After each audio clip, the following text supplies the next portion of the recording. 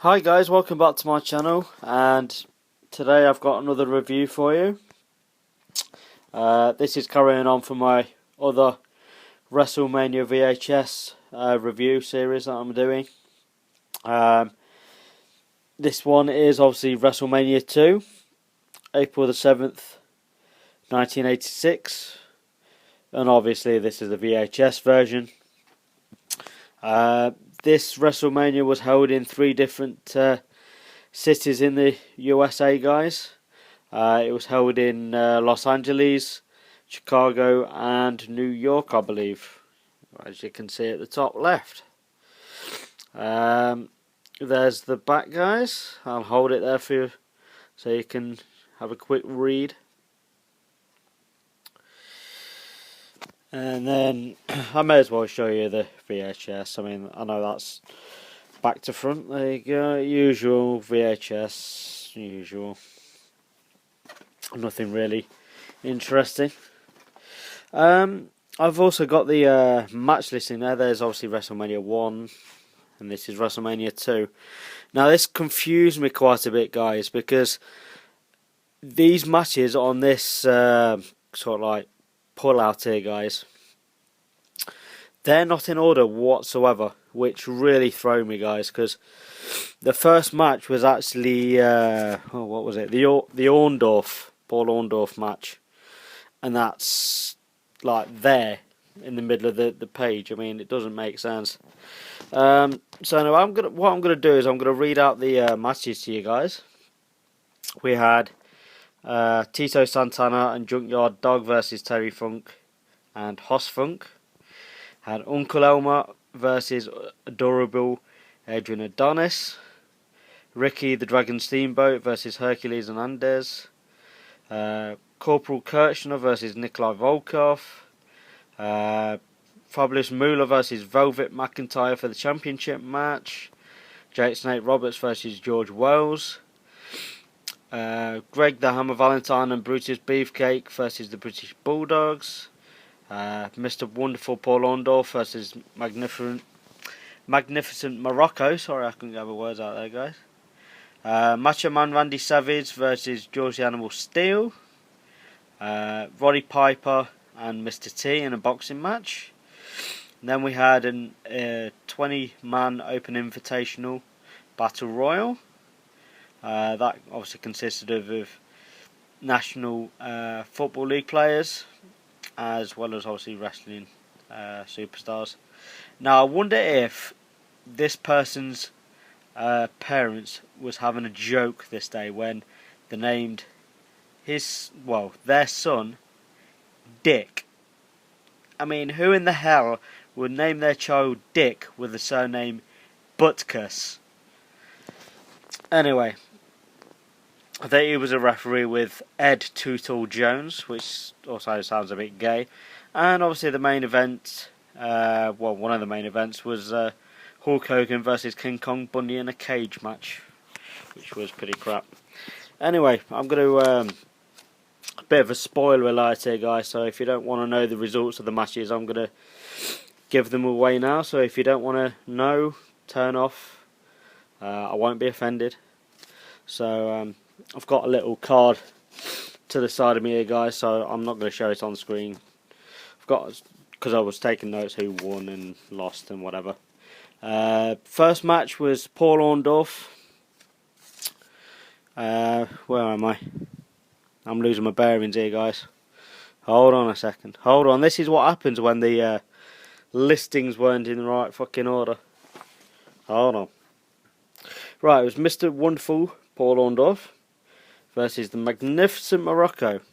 Now, I couldn't work out what the hell happened in this match because I weren't sure whether it was like a double DQ or a double count outs. It just kind of like ended, guys, and we never actually found out who was the winner. Sorry, I can't speak today. Yeah, we never actually found out who was the actual like winner, guys. It just kind of like cut to the next match. The next match was Macho Man versus George the Animal Steel. Macho Man won.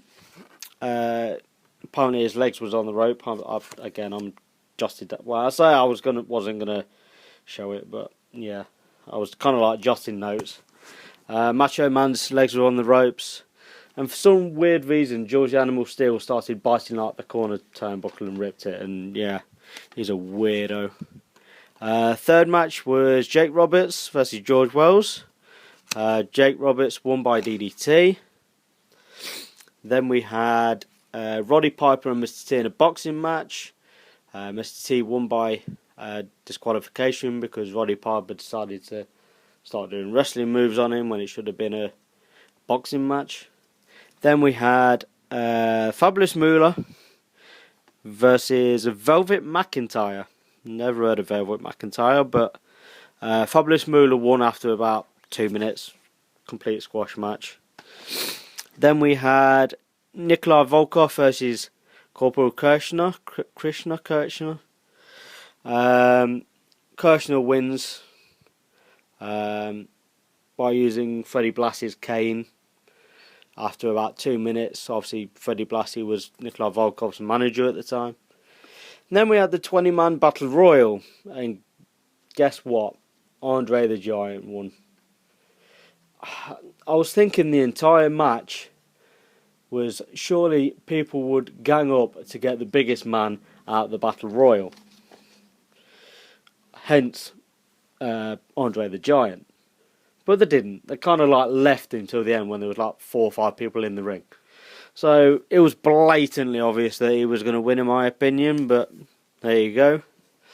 The match after that was Brutus Barber Beefcake and Greg the Hammer Valentine versus the British Bulldogs. Bulldogs won.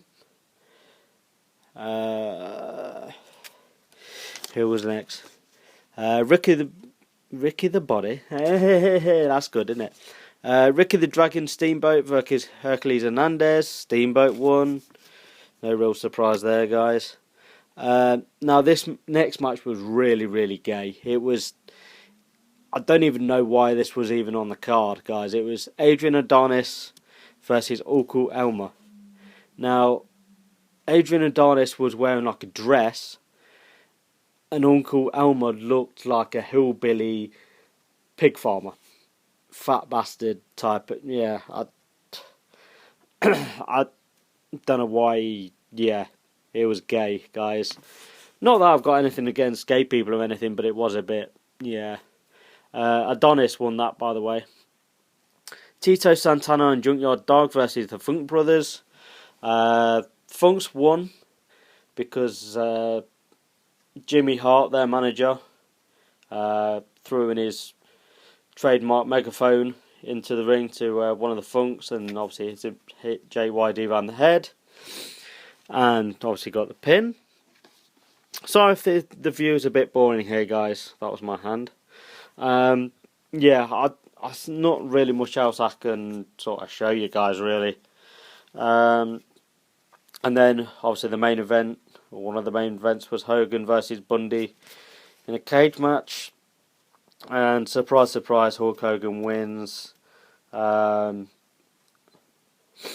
then Heenan, at the end, gets into the ring and gets thrown around by Hulk Hogan. And yeah, that's pretty much it, guys. I suppose in a way, WrestleMania 2, you know, you could sort of still tell that it was sort of the early stages of WrestleManias, really. Still had sort of a few teething problems. Sorry, guys. The one thing that annoyed me was a few of the female commentators. Again, I've got nothing wrong with female commentators, but they just sounded like they were so out of place it was untrue. I mean in the first sort of like 30 minutes, an hour, one of the women commentators were like, just didn't know what she was saying. Basically, it was like, ooh,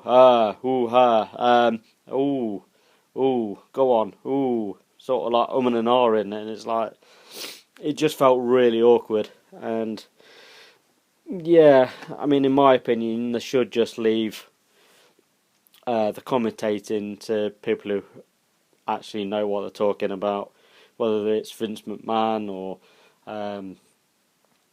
Jesse the Body Ventura or whoever. That's what they should have done, guys. But still, they were trying to introduce sort of people outside of wrestling, sort of famous people. But even so, it's a bit annoying when all you can hear is ah, ooh, ah. I don't know what I'm talking about, but I'll just do another ooh. But anyway, it wasn't too bad a WrestleMania. Obviously, like I say, it was still in the early days, but yeah, it was watchable. Anyway, thanks for watching, guys, and the next video will probably be about WrestleMania 3 when I get a chance to watch it.